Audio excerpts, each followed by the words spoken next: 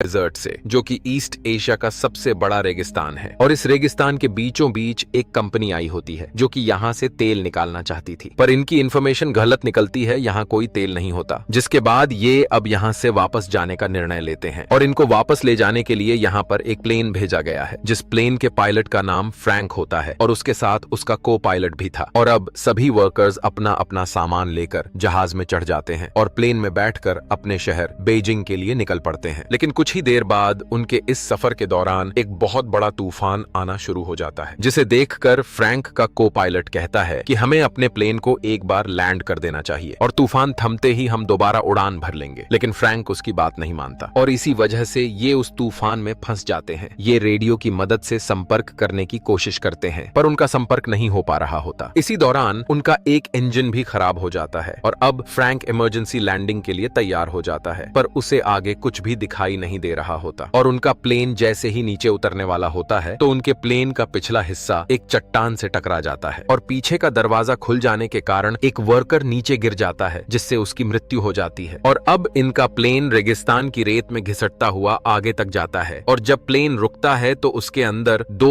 और वर्कर्स की मृत्यु हो चुकी होती है। लेकिन अब ये इस खतरनाक रेगिस्तान में फंस चुके हैं, जिसके बाद ये अपने खाने की सप्लाई को चेक करते हैं, जहां इन्हें पता चलता है कि इनके पास 1 महीने का खाना है। पर तभी इनमें से एक आदमी कहता है कि मैं चलकर इस रेगिस्तान से बाहर निकल सकता हूँ, क्योंकि मैंने बहुत सी जगहों पर हाइकिंग और ट्रैकिंग की हुई है। लेकिन बाकी लोग उसे समझाते हैं कि यह जुलाई का महीना है, जो रेगिस्तान में सबसे अधिक गर्म होता है और तुम इस गर्मी में जिंदा नहीं बच पाओगे। सभी उसे समझाते हैं कि तुम्हें रास्ता भी नहीं पता है, इसीलिए तुम इस रेगिस्तान में गोल गोल घूमते रहोगे। और यह बात उस आदमी को समझ आ जाती है। अब उसी रात जब ये सभी सो रहे होते हैं तो बाहर तूफान के कारण मौसम खराब हो जाता है और तभी इनमें से एक आदमी, जिसका नाम जॉन डेविस होता है, वह बाहर टॉयलेट करने के लिए निकलता है। लेकिन तभी उसका पैर एक पत्थर से टकरा जाता है, जिसकी वजह से वह रेत में लुढ़कता हुआ नीचे गिर जाता है और तूफान में अब उसे कुछ भी दिखाई नहीं देता, जिससे वह रास्ता भटक जाता है। और अब जब सुबह सभी वर्कर्स उठते हैं तो वे देखते हैं कि उनका एक साथी गायब है। वे उसे चारों तरफ ढूंढने की कोशिश करते हैं, पर उसका कुछ भी पता नहीं चलता। इसीलिए यहाँ जो लेडी होती है वह पायलट के पास जाती है और उससे पूछती है कि क्या हमें यहाँ से कोई बचाने भी आएगा या नहीं, जिस पर पायलट कहता है कि इसका कोई पता नहीं, जिससे लड़की थोड़ी उदास हो जाती है, क्योंकि हम अपने रास्ते से पूरी तरह भटक चुके हैं। इसीलिए अगर हमें यहाँ से कोई ढूंढने भी आएगा तो वह हमें नहीं ढूंढ पाएगा। और अब सभी की उम्मीदें भी टूटने लगती हैं कि कोई भी उन्हें यहाँ से लेने के लिए नहीं आएगा। इसीलिए इनमें से 2 लोग यहाँ से पैदल निकलने का निर्णय लेते हैं। पर जब वे अपने साथ पानी ले जाने लगते हैं तो पायलट उनसे कहता है कि यहाँ से पानी कोई भी नहीं ले जाएगा। जिसके बाद पानी को लेकर इनके बीच झगड़ा होना शुरू हो जाता है, जिस वजह से उनका पानी भी गिर जाता है। पर यहाँ पर एक आदमी होता है जिसका नाम एलियट होता है। वह इनसे कहता है कि मेरे पास एक आइडिया है जिससे हम सबकी जान बच सकती है। मैं कई दिनों से इस प्लेन को ऑब्जर्व कर रहा हूँ कि हम इसके पुर्जों को जोड़कर एक दूसरा प्लेन बना सकते हैं, क्योंकि एलियट पहले प्लेन बनाने वाली कंपनी के साथ काम करता था। और अब सभी के मन में एक उम्मीद जागने लगती है। वे उसकी मदद करने के लिए तैयार हो जाते हैं, लेकिन पायलट उसकी बातों से सहमत नहीं होता। वह कहता है कि ऐसा करना नामुमकिन है। और अगले दिन इनमें से एक आदमी वहां से निकल जाता है, पर वहां जो लेडी होती है वह उसे ढूंढने के लिए उसके पीछे जाने लगती है। लेकिन पायलट उसे रोकता है और खुद उस आदमी के पीछे निकल जाता है। वह उस चट्टान तक पहुंच जाता है जहां उनका प्लेन टकराया था और वहीं पर उसे उस आदमी की लाश भी मिलती है जो प्लेन से गिर गया था, पर उसके शरीर पर उसके कपड़े नहीं होते और वहां पर कुछ गोलियों के कवर भी पड़े होते हैं। और तभी उसे वह आदमी भी मिल जाता है जो यहाँ से जाने वाला था और वह कहता है कि मैं इस लाश से अपनी घड़ी लेने आया था जो इसने मुझसे ली थी, पर इसके पास वह घड़ी नहीं है, जिसका साफ मतलब है कि हमारे अलावा यहाँ कोई और भी है। अब ये दोनों उस जगह पर आ जाते हैं जहाँ इनके बाकी साथी होते हैं और अब पायलट भी उनके साथ प्लेन बनाने के लिए तैयार हो जाता है। इसके बाद ये लोग प्लेन बनाना शुरू कर देते हैं। ये दिन में काम नहीं करते क्योंकि यहाँ बहुत ज्यादा गर्मी होती है, बल्कि ये रात में काम करते हैं। लेकिन इनकी परेशानी तब बढ़ जाती है जब उनका वह तेल जिसे ये आग जलाने और प्लेन उड़ाने के लिए रखे हुए थे, उस पर वेल्डिंग करते समय चिंगारियां गिर जाती हैं और वहां एक जोरदार धमाका हो जाता है। हालांकि इस ब्लास्ट में किसी की जान नहीं जाती, लेकिन इनका सारा का सारा तेल बर्बाद हो जाता है। अब इनके पास उतना ही तेल बचा होता है जिससे ये बस एक बार उड़ान भर सकते हैं और यहाँ से निकल सकते हैं। अब ये लोग अब रात के बजाय दिन के वक्त काम करते हैं, लेकिन दिन में बहुत ज्यादा गर्मी होती है। फिर भी ये हिम्मत नहीं हारते और काम शुरू कर देते हैं। अब जब इन्होंने प्लेन को रीबिल्ड करना स्टार्ट किया है तो एक विंग को जोड़ना जरूरी है। इनके पास सिर्फ एक ही मौका है। अगर विंग गिर गया तो ये लोग प्लेन को दोबारा नहीं बना सकते क्योंकि इनके पास क्रेन नहीं है। ये विंग को धीरे धीरे ऊपर से नीचे गिराते हैं, लेकिन अचानक वो चैन टूट जाती है जो विंग को होल्ड किए हुए थी। विंग जमीन की तरफ घिसकता हुआ जाता है और सीधा प्लेन से टकरा जाता है। ये